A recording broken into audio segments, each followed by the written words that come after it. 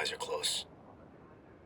Find a good spot over there. As you know, there is a new Ghost Recon game being developed. It's being made right now as you and I sit here. So, you know what, guys? I think now's a great time to reintroduce some discussions. And yeah, I'm going to touch upon some things that I brought up before, but hey, you know what? It doesn't hurt to reintroduce some of these ideas and some of these talking points in a more up-to-date video, because a lot of my ideas and a lot of my discussions are kind of buried, and a lot of those videos are old and outdated now, I guess. Maybe not outdated, but tough to listen to, you know? I used to sound fucking terrible, man.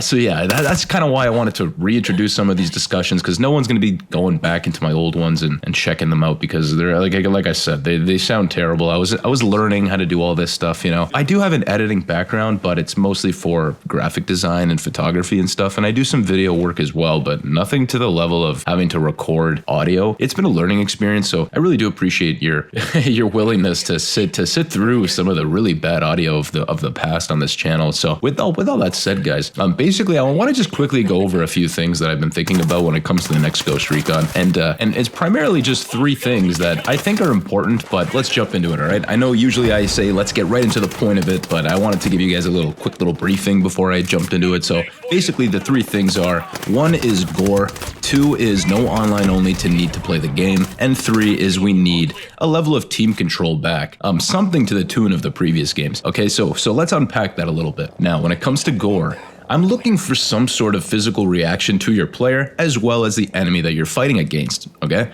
I really want to see some physical, like, changes to the bodies of the enemies when you fire upon them. When you hit them with your weapon systems, I don't care if it's bullets, grenades, missiles, whatever the hell we get to hit the enemy with, we should see some sort of physical reaction from their body, okay? So if I'm taking a round to the guy's arm, I want to see that arm pretty much get torn apart. I want to see some sort of something, all right, guys? I'm looking for that, because right now in Breakpoint and in Wildlands and in most Ghost Recon games, you know, you shoot a guy, he falls over, he's dead.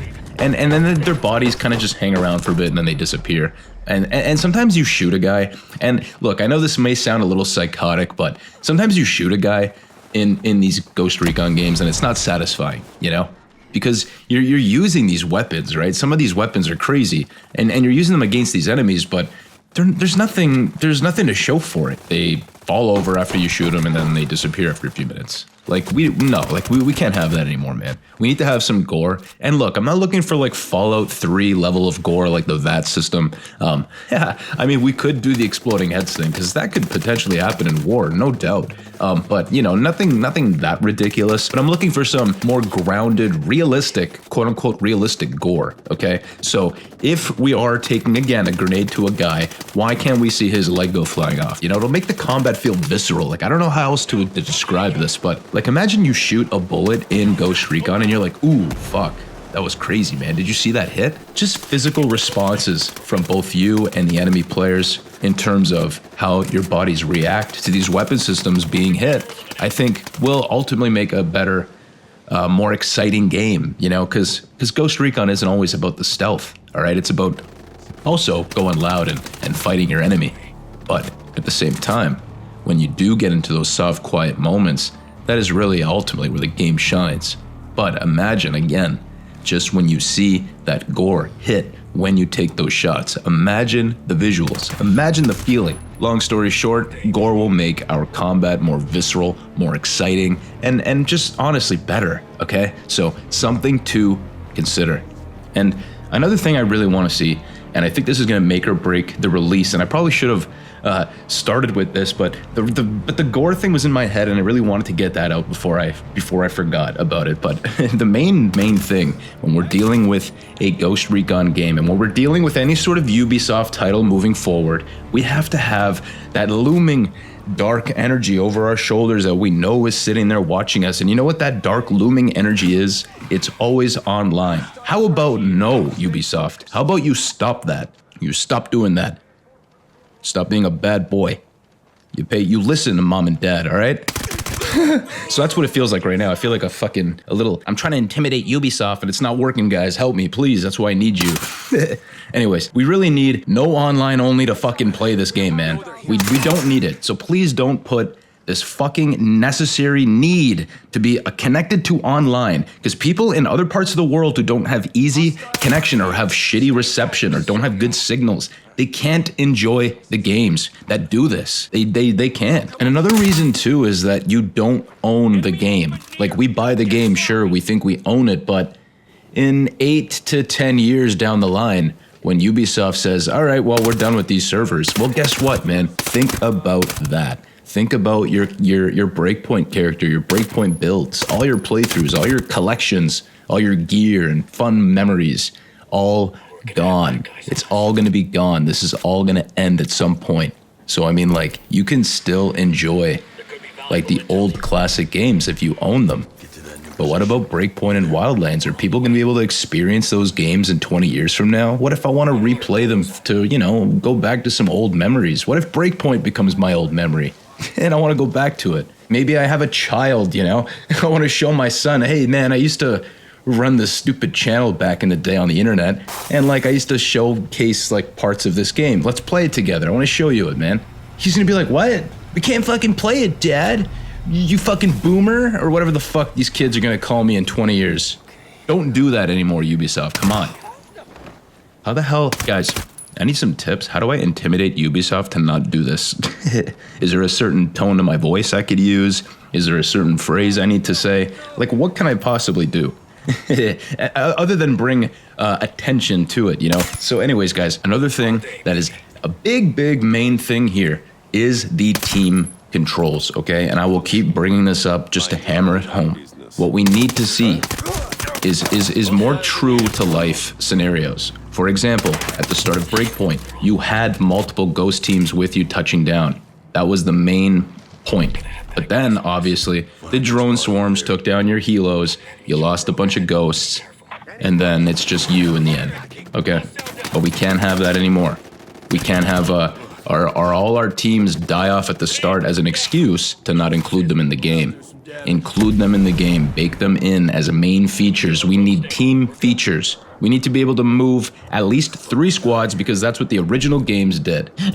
We need to be able to command 3 squads because that's what the original games did. Shut up, Ghost Island Thunder, you fucking loser. Yeah, dude.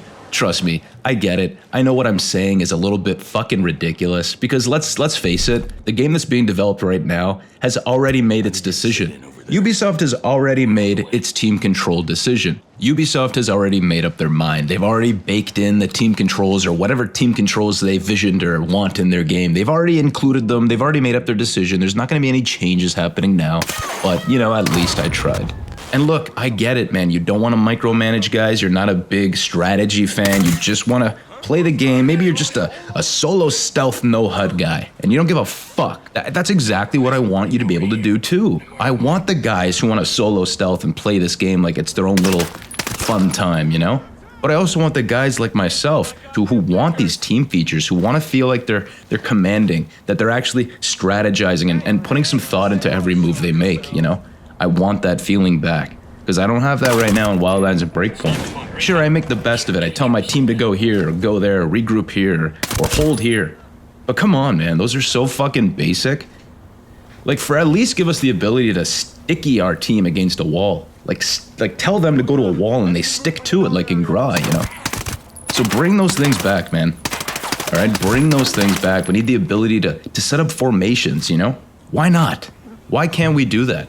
Because again, even those solo stealth players who play with no HUD, who don't want to deal with teammates, who don't even care to see teammates, who just want to solo stealth everything, even them can still enjoy the game because they don't need to use those features.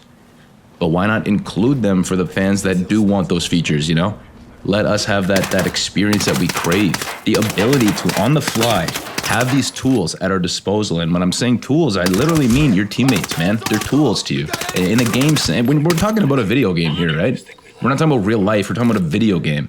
So these teammates, yeah, sure, they're supposed to mimic real life, quote unquote, buddies or guys you fight with, but at the end of the day, what they are is they're tools for you to play a fucking video game. So what you want those tools to do is you want them to work. You want them to be able to go into cover when you tell them to. You want them to be able to shoot when you tell them to. You want them to be able to hold and actually hold, okay?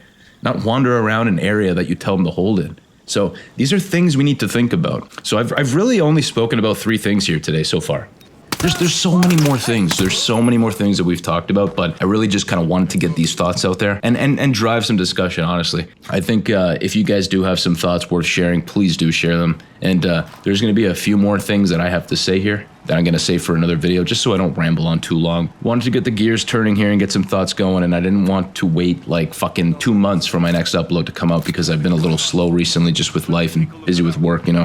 I've been putting in 12-hour days, and by the end of it, I'm just so dead. I can't even bring myself to record or edit or even play a game at that point. So, you know, just a lot of computer time for me in my real life. So I really do appreciate you guys being here and sticking around for this little discussion. It's mostly just to chill out and have some chit chats, you know, nothing crazy here today. I hope you guys have been well. All right. So thank you for watching. Drop a comment and leave your thoughts. And thank you for watching, and take it easy. I said thank you twice. Oops.